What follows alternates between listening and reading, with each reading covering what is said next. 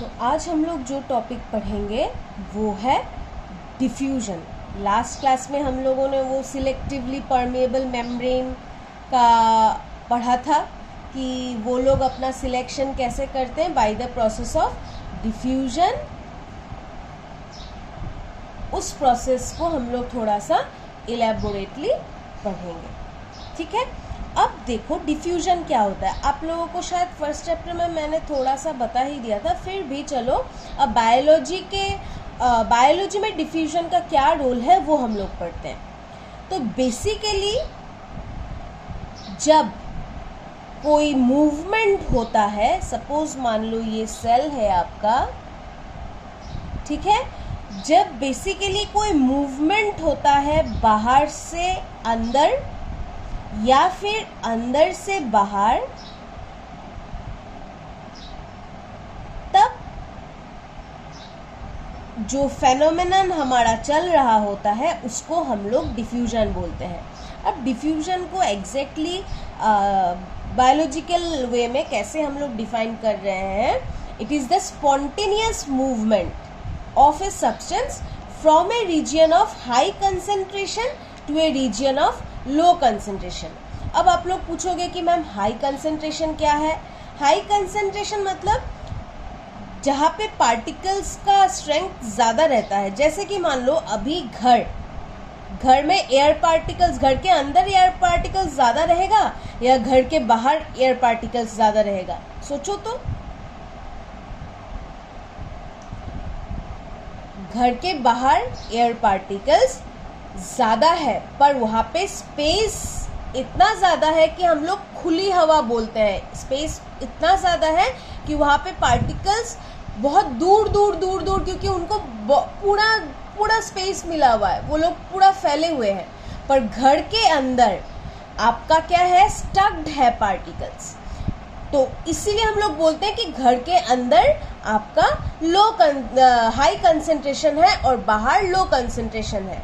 जैसे कि मान लो अब एक आपने धूप काटी, जो हम लोग बंगाली में बोलते हैं, या फिर आप लोग अगरबत्ती जो हिंदी में बोलते हैं, वो एक खिड़की के ठीक पास आप जला के रख दो। खिड़की में, ना वो घर के बाहर है ना वो घर के अंदर है, स्ट्रेट करके रख दो। अब आप लोग क्या नोटिस करोगे कि जो अगरबत्ती का जो धुआं है वो घर के अंदर नहीं आ रहा, वो घर के बाहर ज्यादा जा रहा है। तो इससे क्या पता चलता है कि जो अगरबत्ती का गैसियस पार्टिकल्स है उनको ज्यादा स्पेस घर के बाहर मिलेगा, वो घर के अंदर में उतना स्पेस में घूम नहीं सकते जितना बाहर, क्योंकि एरिया बहुत ज्यादा है। इसका मतलब घर के बाहर में आपका लो कंसेंट्रेशन है और अंदर आपका हाई कंसेंट्रेशन है। तो there is always a tendency of the particles to move from high concentration to low concentration. समझ में आया? अब आपने चिकन बनाया, उसको ढक के रख दिया, ठीक है। द मोमेंट उसको आप खुलोगे, वो क्या कढ़ाई के आसपास ही घूमता रहेगा? नहीं ना, वो कढ़ाई से बाहर निकल के हो सकता है पूरे घर में फैल जाए। क्यों?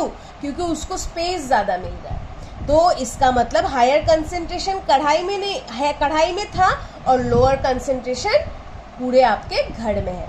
उसी तरह सेल में, सेल के अंदर उसको स्पेस नहीं मिल रहा, उसका बाउंडेड एरिया है, तो वहां पे उसका कंसेंट्रेशन ज्यादातर समय ज्यादा होता है as compare to the outside environment, ठीक है।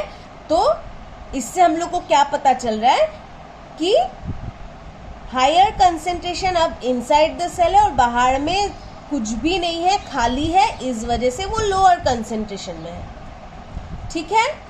तो डिफ्यूजन क्या हो गया? The spontaneous movement of a substance from a region of higher concentration to lower concentration. This is the definition of diffusion. अब सेल में आप पूछोगे कि मैम सेल में डिफ्यूजन का क्या काम है? तो आपके अंदर जो सेल है, उस सेल में क्या होता है, जैसे कि कार्बन डाइऑक्साइड, ऑक्सीजन, ये सब चीज़ों को अंदर बाहर होना पड़ता है। जब आप सांस लेते हो, जब आप ऑक्सीजन का इंटेक करते हो, वो तो ऐसे बॉडी में फैलता नहीं है, वो वाया सेल, वो सेल में घुस जाता है। तो ऑक्सीजन बाहर से अंदर जाता है और कार्बन डाइऑक्साइड जो अंदर फॉर्म हुआ है वो अंदर से बाहर जा रहा है। ठीक है, दिस इज द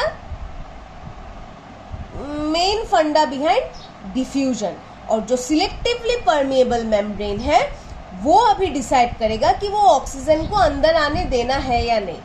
तो सेल को भी पता है कि उसको ऑक्सीजन की ज़रूरत है, हर चीज़ के लिए ज़रूरत है, पूरे बॉडी को ऑक्सीजन की ज़रूरत है, तो वो ऑक्सीजन को आराम से परमिशन दे देगा, गेट खोल देगा वॉचमैन की तरह। और उसको कार्बन डाइऑक्साइड सेल के अंदर नहीं चाहिए, क्योंकि कार्बन डाइऑक्साइड उसका कुछ काम का नहीं है, तो वो उसको बाहर भेज देगा।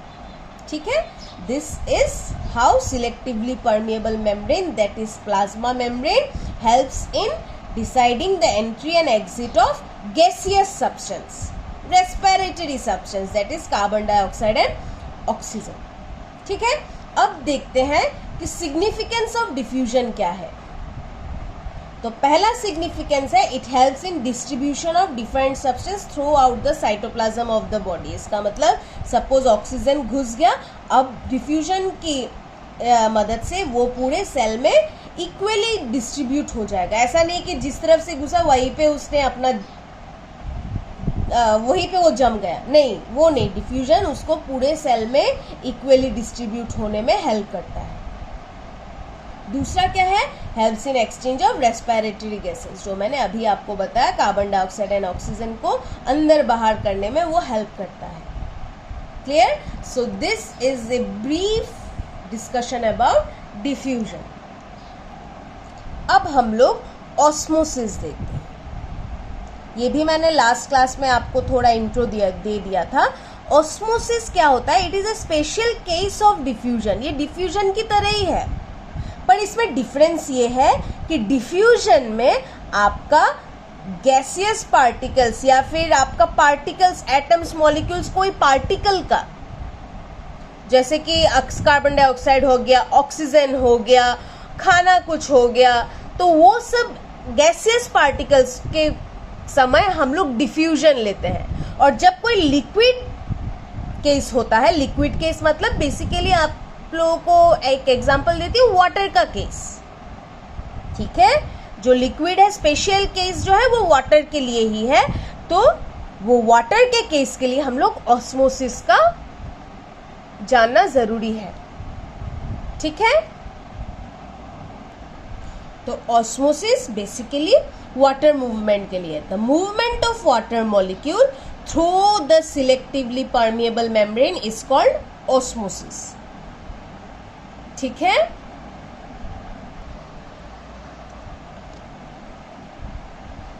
अब डिफ्यूजन में हम लोगों ने सेल मेम्ब्रेन से कार्बन डाइऑक्साइड, ऑक्सीजन वाला एग्जाम्पल देखा था।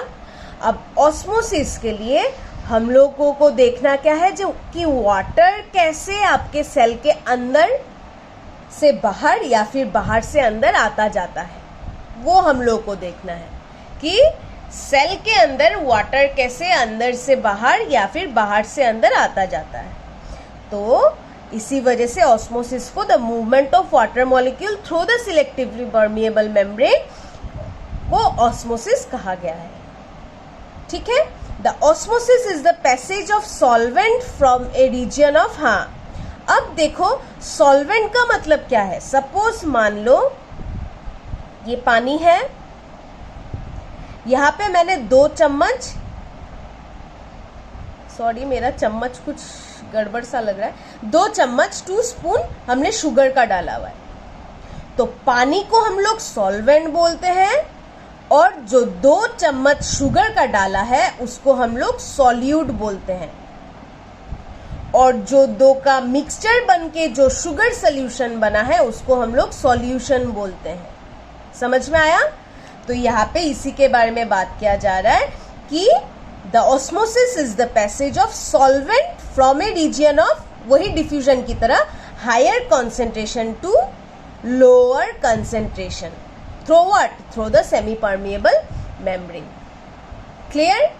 तो दिस इज ऑस्मोसिस। अब हम लोग टाइप्स ऑफ ऑस्मोसिस देखते हैं। टाइप्स ऑफ ऑस्मोसिस में दो तरीके का ऑस्मोसिस आता है, एक है एंडो ऑस्मोसिस, एक है एक्सो ऑस्मोसिस। एंडो मतलब एंट्री, एंडो मतलब एंट्री, एक्सो मतलब एग्जिट। तो एंडो ऑस्मोसिस का मतलब नाम से ही क्या पता चल रहा है, entry of water molecule into the cell through the plasma membrane. Entry of water molecule किसके अंदर एंट्री, सेल के अंदर एंट्री, किससे, गेट कौन सा है, प्लाज्मा मेम्ब्रेन। और एक्सो ऑस्मोसिस मतलब exit of water molecule. Exit of water molecule कहां से एग्जिट करेगा, from the cell, from the cell exit करेगा, गेट कौन सा है, plasma membrane. So this is the types of osmosis. अब ऑस्मोसिस का इंपॉर्टेंस देख लेते हैं। ऑस्मोसिस बेसिकली प्लांट्स के रूट्स में होता है, क्योंकि रूट्स को आपका पानी लेना होता है। तो पानी अंदर कैसे घुसेगा, सेल के अंदर कैसे घुसेगा, the roots absorb water from the soil by the process of osmosis. फिर एक सेल से दूसरे सेल में भी पानी का ट्रांसफर होता है, तो वो cell to cell movement of water absorption is also done by osmosis. अब एक अलग टॉपिक है प्लाज्मोलाइसिस।